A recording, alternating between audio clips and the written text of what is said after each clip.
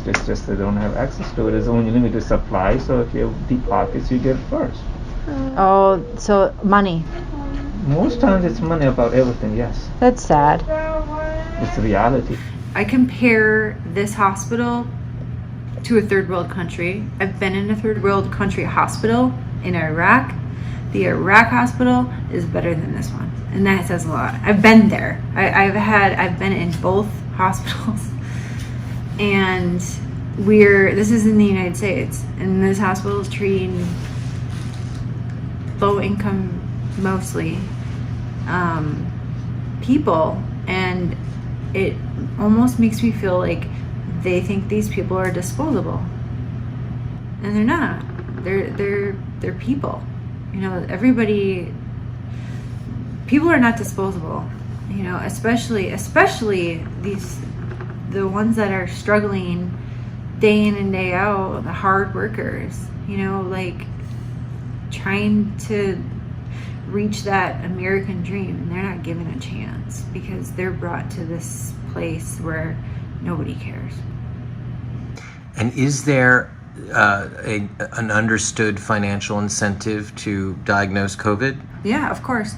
So in the hospital that I'm in right now, it's all COVID at this point. Every single floor is COVID, and they need it that way, obviously, for a reason, in my opinion.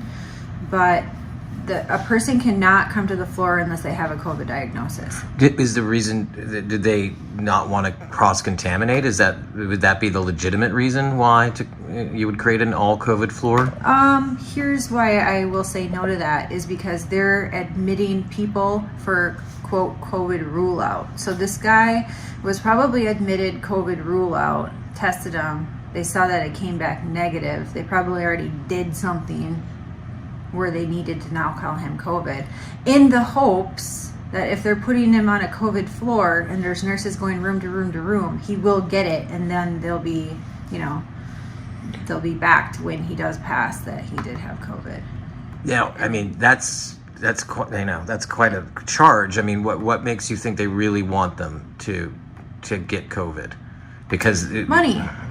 Money. I think it's at least $29,000 per patient, and then you have to think you are also charging supplies and more supplies and more supplies. That's just like a bonus money. But but the residents aren't getting that, right? I mean, why? Oh, that's the thing. And I actually I've went at it with a lot of residents already, and they're order followers. So there was a resident, and I have this on tape. I taped it because it was just so disgusting to me. A 37-year-old, which is my age,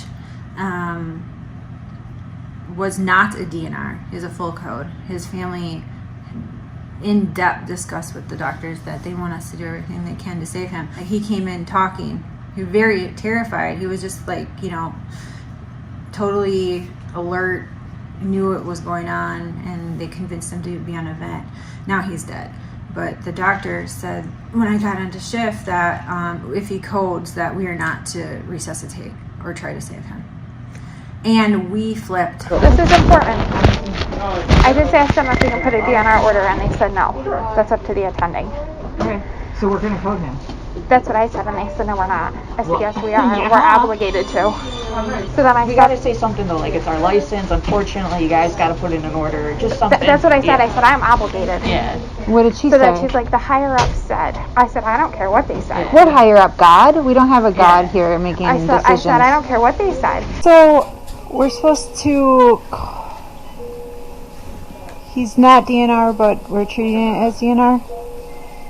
Basically. Does his family know?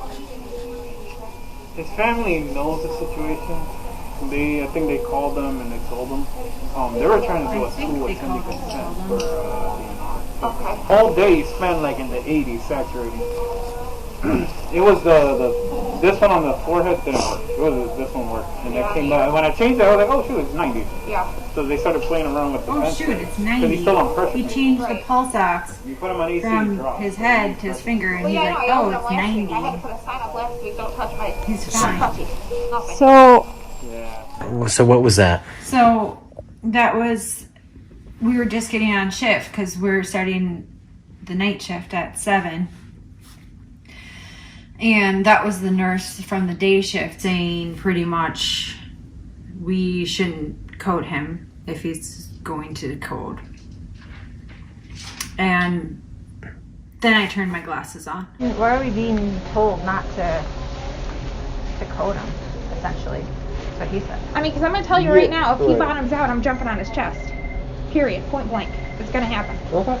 Because until that status is changed in the computer, that's what I'm obligated to do under my nursing license. Right. I mean, because you guys aren't going to back me up and protect me.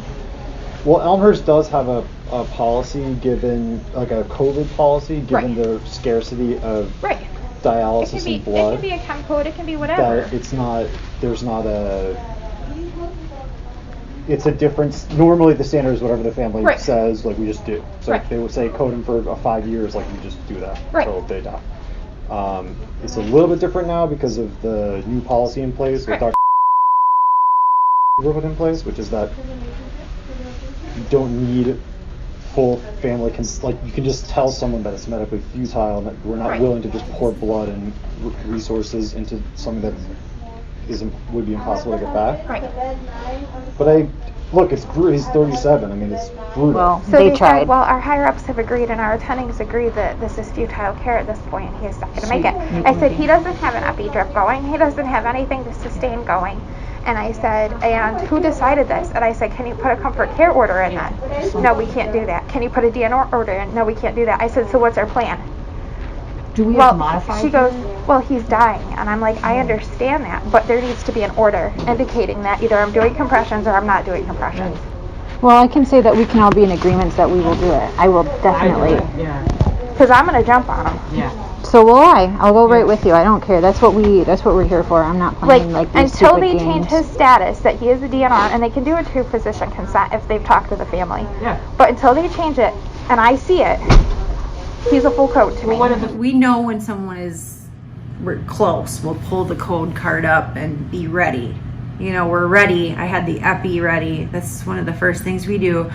And she wouldn't let me give it. So this was that woman, and the entire time, and this was over his body, his alive body, and we're arguing, and she's laughing, she was smirking, and how this man died was the nurses arguing with the doctors over him as he was dying, and she's smirking the entire time.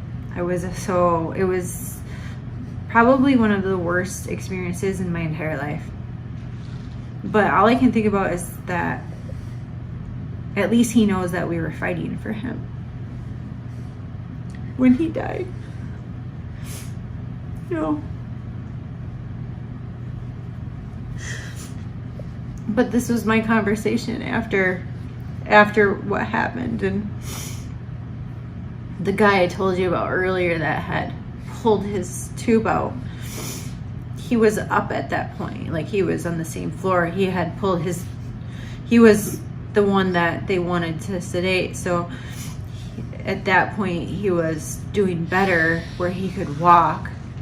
This doctor had put a diaper on him and told him to poop in his pants. So after the code, I went to go check on him, and he goes, I have poop in my pants. I'm like, why do you have poop in your pants?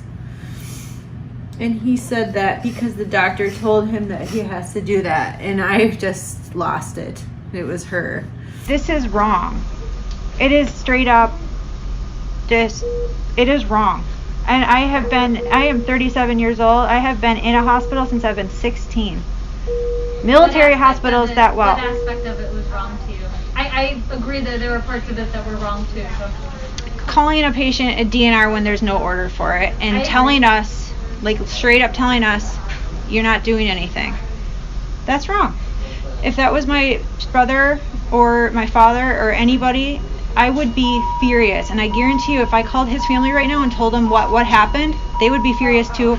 I flipped. We were all crying. There's a lot of nurses that know that this is wrong, but they're afraid to like say anything publicly. She said, when I was talking to her, she said we're not always given the orders. It comes from the top down. And I was thinking, that's not the exact problem with everything. Where's it coming from? What's the purpose? Are you guys really trying to kill everybody like everybody thinks? Within our unit, it was a big fight, and ultimately the kid died with us over his body arguing about this. It goes over there. Yeah.